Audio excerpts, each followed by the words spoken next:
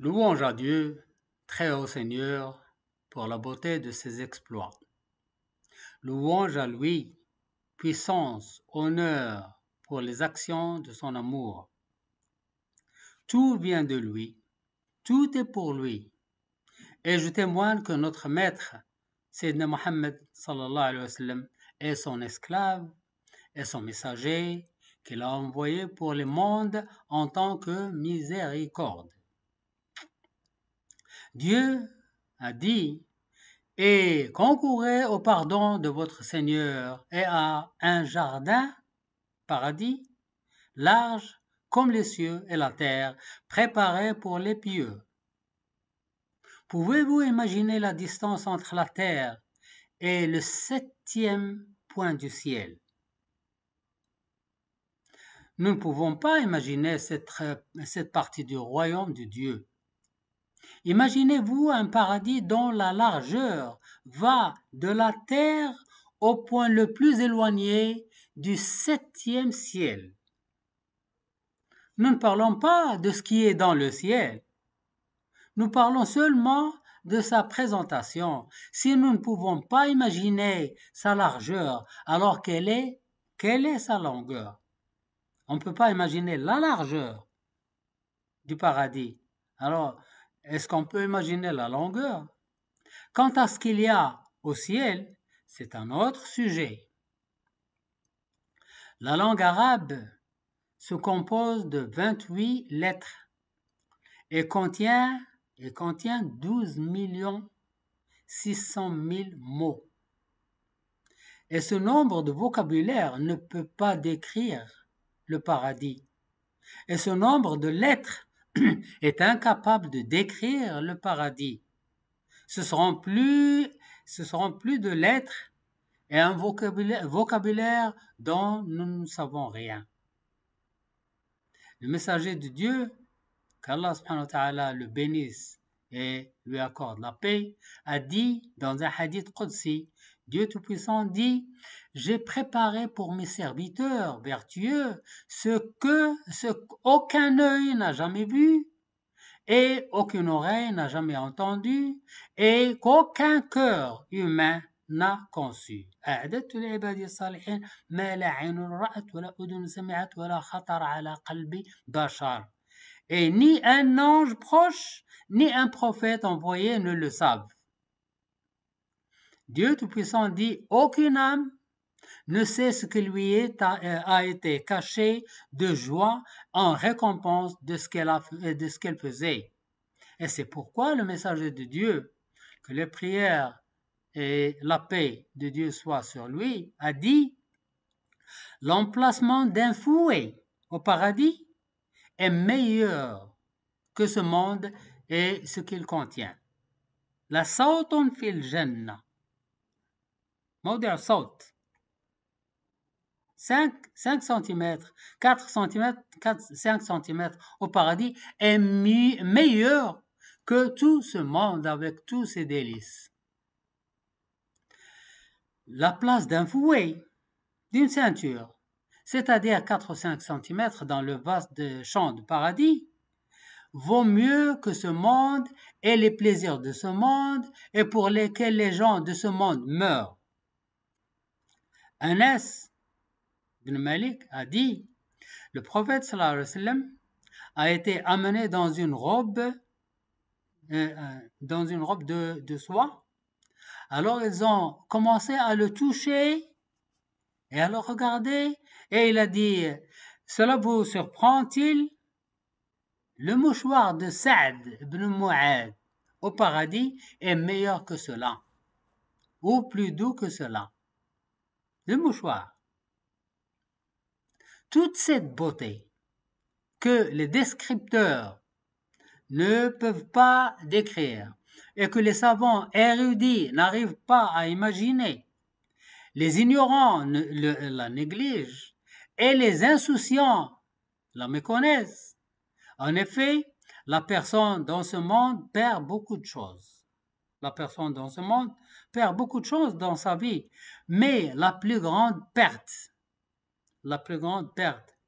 pour le musulman n'est pas dans la perte de son argent, ni de ses richesses, non plus dans une maladie qui attaque son corps et sa santé, ni dans la mort d'un de ses proches et des membres de la famille, ni dans une étude qui n'a pas abouti au succès de sa mission, ni dans une maison étroite qu'il ne peut contenir tous ses meubles et sa famille, ni dans un accident de la circulation qui a laissé sa voiture toute brisée, ni dans les problèmes qui ont affecté ses buts, ni dans les incidents qui ont aggravé ses maladies, ni dans les défauts qu'ont affecté son entourage.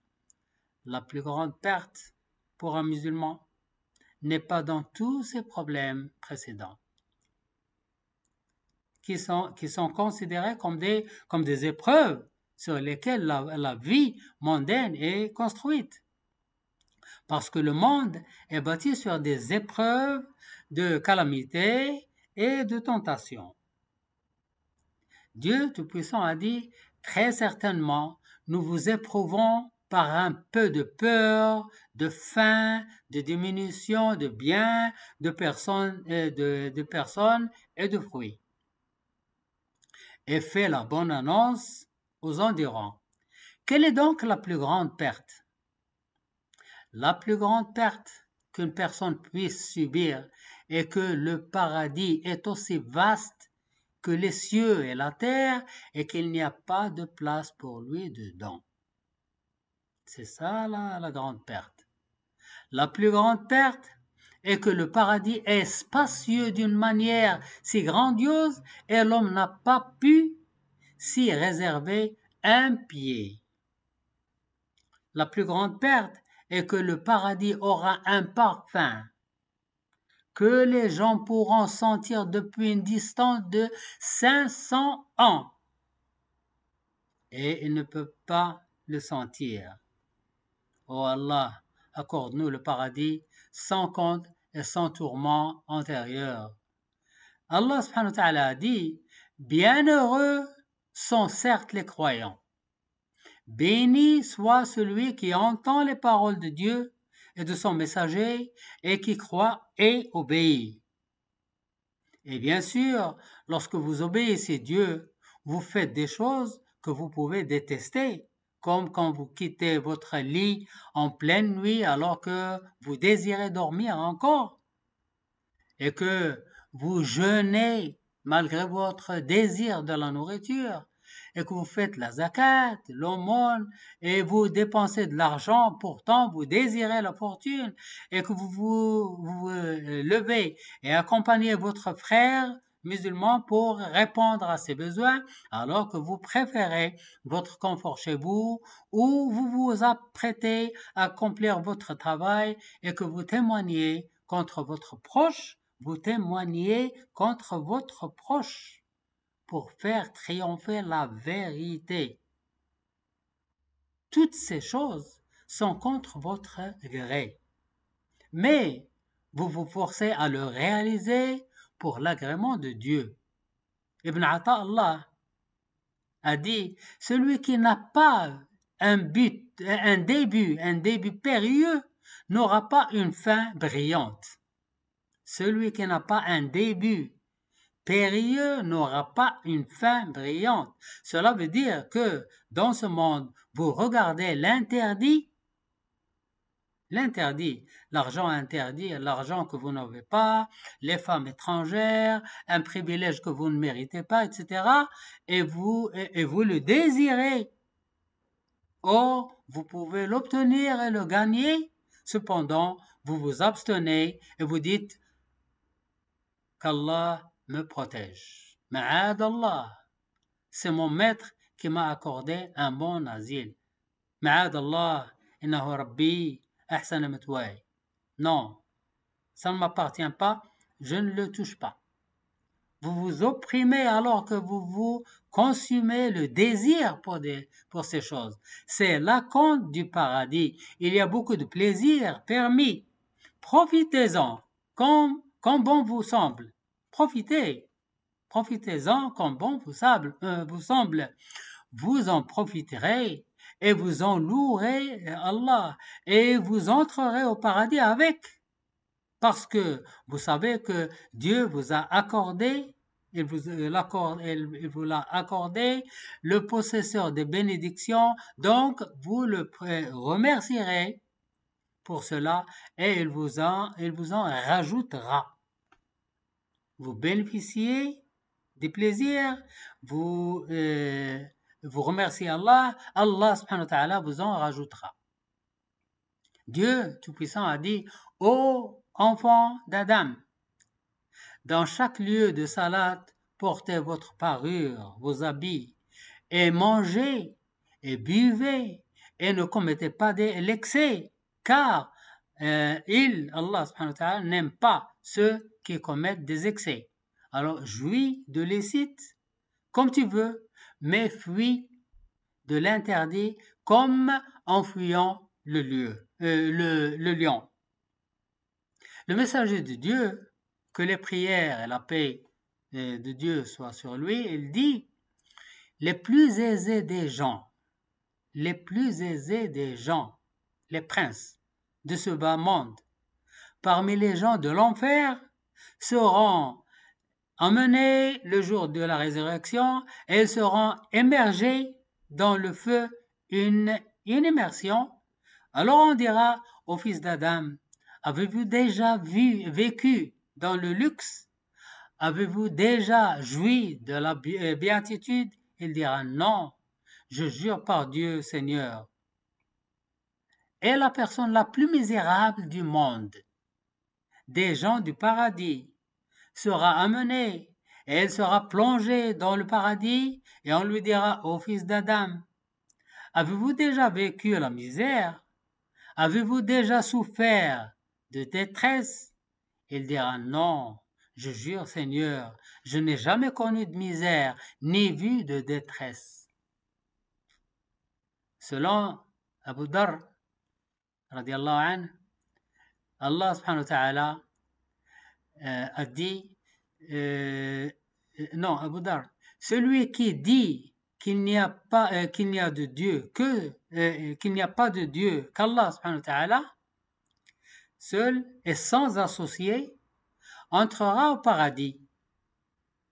Il a dit, j'ai dit, Abu Dar. Alors le prophète sallallahu alayhi wa sallam a dit, celui qui dit, il n'y a pas de Dieu qu'Allah subhanahu wa ta'ala, entrera au paradis.